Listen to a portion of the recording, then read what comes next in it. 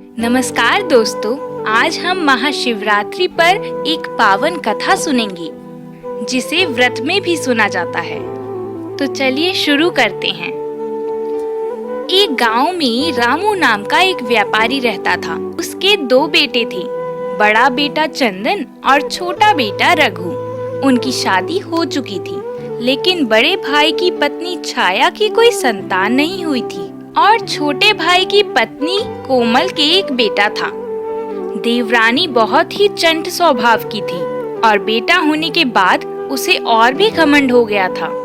वो घर का कोई भी काम नहीं करती थी और पूरे दिन बस बैठकर छाया पर हुक्म चलाती थी। छाया बहुत ही सीधी स्वभाव की थी।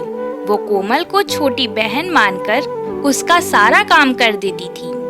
वो सुबह जल्दी उठकर सबसे पहले घर को साफ करके पूजा करती और रोज भगवान शिव की पूजा करने मंदिर भी जाती थी।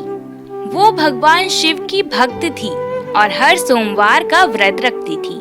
कोमल के बेटे का ध्यान भी छाया ही रखती थी और उसे वो बड़े प्रेम भाव से रखती थी। ऐसा ही रोज चलता रहता। एक दिन भगवान शिव अपने ध्यान में मग्न मुस्कुरा रही थी कि तभी माता पार्वती वहां आई और भगवान को ऐसे मुस्कुराते देख उन्हें भी बड़ा आनंद मिला। और फिर माता पार्वती शिवजी से पूछने लगी, भगवान आप ऐसा क्या देख रहे हैं जो इस कदर मन ही मन मुस्कुरा रहे हैं? भगवान तभी अपनी आंखें खोलते हैं, लेकिन भगवान मुस्कुराने के साथ थोड़ा चिंतित भी थे। माता पार्वती उनसे पूछती हैं, भगवान आप प्रसन्न हैं या चिंतित? मुझे तो समझ नहीं आ रहा कि आपको किस चिंता ने इस कदर परेशान किया है कि आप मुस्कुरा भी रहे हैं और चिंतित भी हैं। फिर शिवजी बोले, देवी मनुष्य चाहे कितना ही भाग्यशाली क्यों ना हो, लेकिन वो अपने दुष्कर्मों से सब मिटा देता है। इसलिए कभी भी किसी चीज का घमंड नहीं करना चाहिए। एक कोमल नाम की नासमझ स्त्री को झूठा अभिमान हो रखा है।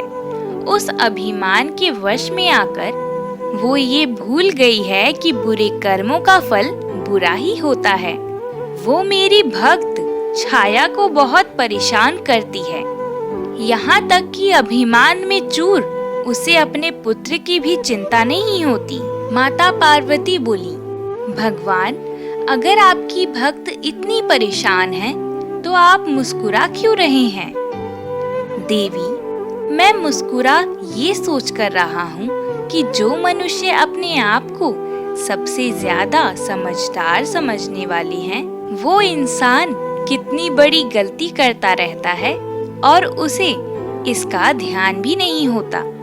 भगवान इतना कहकर फिर ध्यान में लीन हो जाते हैं और माता पार्वती भी छाया के घर का नजारा देखने लगती हैं। छाया दीदी, कहाँ हो? इतनी देर हो गई और आपने मुझे अभी तक चाय भी नहीं दी। आपको पता है ना, मैं जब तक चाय नहीं पीती मेरी नींद नहीं खुलती है। जल्दी चाय दो। ये लो कोमल तुम्हारी चाय। चाय का एक घूंट पीते ही उसने थूक दिया, इतनी गंदी चाय, आखिर तुम्हारा ध्यान कहाँ रहता है? सुबह सुबह सारा मूड खराब कर दिया। अब जाओ और मेरे लिए दूसरी चाय बना के लाओ। फिर छाया दूसरी चाय लेकर आती है। कोमल चाय पीकर बाहर आती है।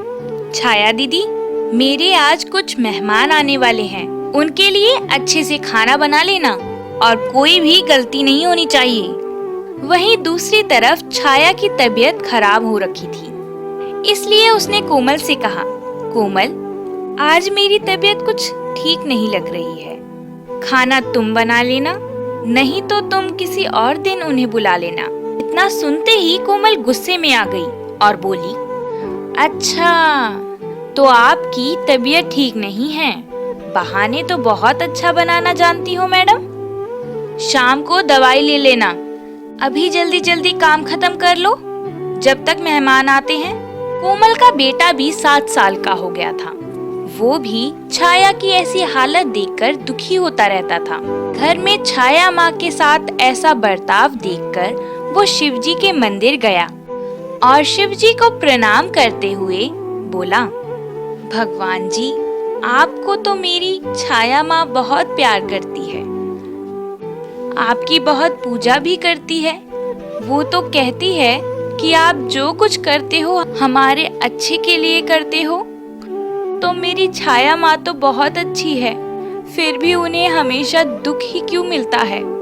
हे भगवान, कृपा करो जिससे मेरी छाया माँ के सारे दुख खत्म हो जाएं और वो भी बहुत खुश रहें। बच्चे की ये बात सुनकर शिवजी मन ही मन मुस्कुराने लग गए। तभी माता पार्वती बोली, भगवान, अब तो बताइए, आप अपने इस भक्त के लिए कुछ क्यों नहीं करते? भगवान शिव बोले, देवी, छाया भी अपने कर्मों का फल भोग रही है। पिछले जन्म में उसने भी अपनी बहू को बहुत परेशान किया था। वहीं कोमल शांत स्वभाव की, भक्ति से पूर्ण थी, जिससे ये जन्म में उसे सुख की प्राप्ति हो रही है, और छाया अपने बुरे कर्मों का फल भोग रही है। लेकिन देवी, वो दिन दूर नहीं जब कोमल को अपनी गलती का एहसास हो जाएगा और छाया के दुख भी दूर हो जाएंगे। इतना कहकर प्रभु फिर ध्यान में चले जाते हैं। महाशिवरात्रि के दिन छाया उपवास रखती है और मंदिर जाकर भगवान शिव की पूजा करती है। मंदिर से लौटते वक्त उसका पैर एक गड्ढे में गिर जाता है, जिससे उसे बहुत चोट आती है। तभी भगवान शिव जी और माता पार्वती उसी जगह पे रूप बदल कर आते हैं और छाया को उसके घर लेकर जाते हैं। वहीं उस समय एक सांप वहां आ जाता है और भगवान को देखकर प्रणाम करने लगता है। तभी सब लोग ये देख के दंग रह जाते हैं और कोमल का बेटा भगवान से पूछता है, सांप आपको देखकर कैसे चला गया? आप कौन हैं? तभी माता पार्वती और भगवान शिव जी अपना असली स्वरूप के दर्शन कराते हैं। छाया, कोमल और उसका बेटा ये देखकर प्रभु को प्रणाम करते हैं और कहते हैं, हम धन्य हो गए प्रभु। भगवान शिव छाया को आशीर्वाद देते हैं, जिससे उसकी चोटें सही हो जाती हैं और माता पार्वती भी उसे संतान होने का आशीर्वाद देती हैं। जिसके बाद माता पार्वती और शिवजी अपने धाम वापस लौट जाते हैं। शिवरात्रि की रात छाया अपने घर में धूमधाम से पूरी श्रद्धा भाव से पूरी रात शिवजी और माता पार्वती का भजन करती है और पूजन करती है। और कोमल भी छाया से माफी मांगती है, कहती है, दीदी, मुझे माफ कर दो, आपके साथ बहुत बुरा किया है मैंने, इसके लिए मैं क्षमा प्रार्थी हूँ। कुछ समय के बाद छाया के भी एक बच्चा होता है, जिसका नाम वो शिवांश रखती है। हे भगवान, जैसे आपने छाया पर कृपा करी, उसके गृहस्थ जीवन की सारी बाधा आपने टाल दी, उसी प्रकार हम सब पर भी आप ऐसी ही अपनी कृपा बनाए रखना। हर हर महादेव।